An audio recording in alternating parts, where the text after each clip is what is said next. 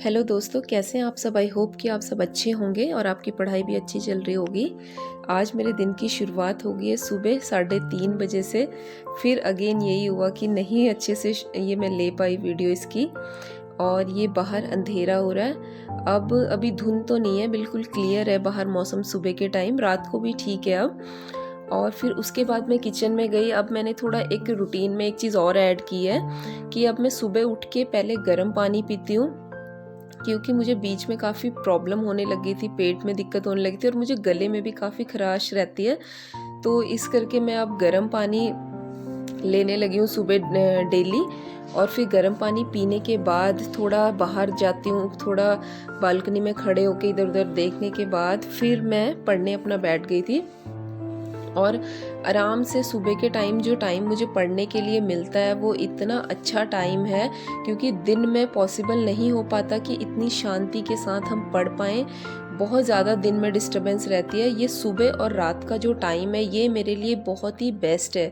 तो इसमें मैं काफ़ी अच्छे से अपने चैप्टर्स कर पाती हूँ। फिर उस और काफ़ी लोगों के ऐसे कमेंट्स आ रहे हैं कि हम कहाँ से स्टार्ट करें, कैसे स्टार्ट करें।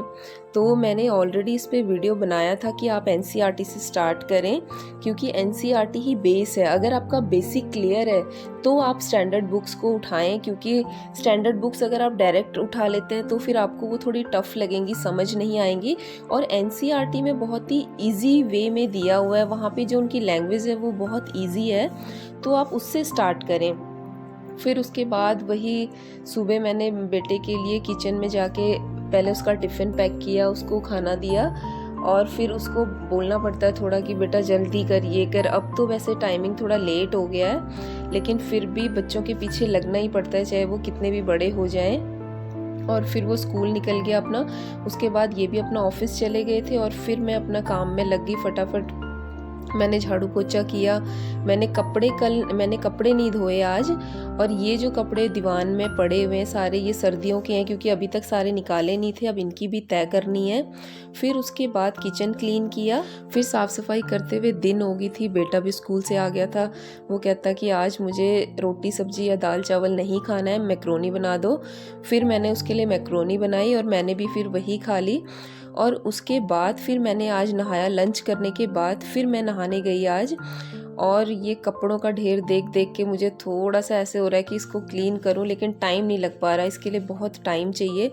दिन में मैं फ्री हो गई थी तो फिर मैं दोबारा पढ़ने बैठ गई। मैंने सोचा जो टाइम मिल रहा है उसको मैं अच्छे से यूज़ कर लूँ।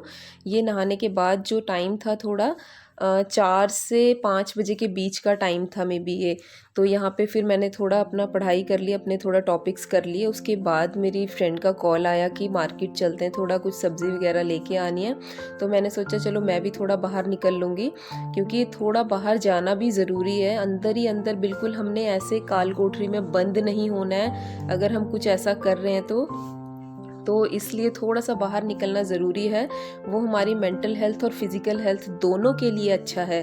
साथ साथ आप भी अपनी पढ़ाई करते रहें, अपने टॉपिक्स देखते रहें, क्लियर करते रहें। थोड़े थोड़े आप टारगेट बनाएं छोटे छोटे, कि आज मुझे एक चैप्टर ये करना है, या एक चैप्टर के अंदर मुझे कौन सा टॉपिक करना है, क्या करना है, वो आप अपने आप से मैनेज करें। अपना एक बनाएं रूटीन कि इस तरह आप भी अपने घर को, परिवार को मैनेज करें और पढ़ाई ज़रूर करें। मुझे अब मैं ये देखती हूँ कि मैं दिन में 4 से 5 घंटे आराम से निकाल लेती हूँ पढ़ाई के लिए, क्योंकि 2 से 3 घंटे मुझे सुबह मिल जाते हैं और 1 से 2 घंटा मुझे रात के टाइम मिल जाते हैं पढ़ने के लिए।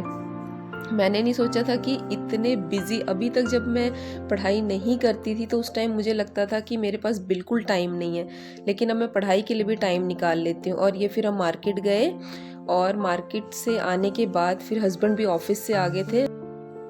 इनके बॉस के बेटे की शादी है अभी दिसंबर में, तो उन्होंने ये कार्ड दिया था हमें। और मैं तो वैसे मना ही कर रही थी शादी में जाने के लिए, बट ये कहते कि जाना पड़ेगा, ऐसे मैं अकेले नहीं जाऊंगा। और उन्होंने विद फैमिली बुलाया। और पहले भी वैसे मैं गई हूँ उनकी शादियों में, तो इस बार मैं थोड़ा अवॉइड करना चाह रही थी, लेकिन ये कहते कि नहीं जाना पड़ेगा, ऐसे अच्छा नहीं लगता, पूरा स्टाफ आएगा, सबकी फैमिलीज आएंगे, मैं अकेले जाऊंगा तो अच्छा नहीं लगेगा। मेरा बिल्कुल इस बार मन नहीं था, मैं तो बहुत ही मना कर रही थी कि नहीं मैं नहीं जाऊंगी इस बार, लेकिन ये कहते नहीं जाना पड़ेगा। तो चलो देखते हैं अभी। वैसे 4th या 5th को है इनकी। अब तो थोड़ा ही टाइम रह गया, वैसे इतना ज़्यादा टाइम है नहीं शादी में। तो फिर और इनकी जो ये कार्ड आया था इसके अंदर बहुत ही अच्छी अच्छी चीज़ें थी, मिठाइयाँ थी, ड्राई फ्रूट्स थे। फिर ये सब होने के बाद फिर रात का मैंने खाना बनाया, और खाना बनाने के बाद, किचन क्लीन करने के बाद, खाने के बाद फिर वही अपना मैं पढ़ने बैठ गई। और ये था कि कल बेटे की छुट्टी है, कल सैटरडे है, तो उसके स्कूल की कल छुट्टी है, तो वो अपना आराम से सो गया था और मैं अपना पढ़ रही थी। उसने अपना होमवर्क वगैरह किया। जब उसका नेक्स्ट डे जब छुट्टी होती है तो उस दिन वो बड़ा ही रिलैक्स फील करता है कि भाई आज अब मैं कुछ नहीं करूँगा, अभी सिर्फ मैं रेस्ट करूँगा। क्योंकि और दिन क्या होता है, होमवर्क के चक्कर में उसे भी रात को थोड़ा लेट तक उठना पड़ता है। तो फिर आज की मेरी वीडियो यहीं तक है। और एक चीज़ और मैं कहना चाहूँगी कि एक मुझे किसी ने बताया था कि वो रिवाड़ी से हैं, मेरी वीडियो देख रहे हैं। तो आप लोग भी मुझे कमेंट में बताएं कि आप लोग कहाँ कहाँ से हैं, कहाँ से आप मेरी वीडियोस देख रहे हैं। अपने एरिया को आप कमेंट में ज़रूर मेंशन करें, ताकि मुझे भी पता चले कि आप लोग कहाँ से हैं, क्योंकि आप मेरे बारे में पूछते हैं। तो आज के लिए बस इतना ही।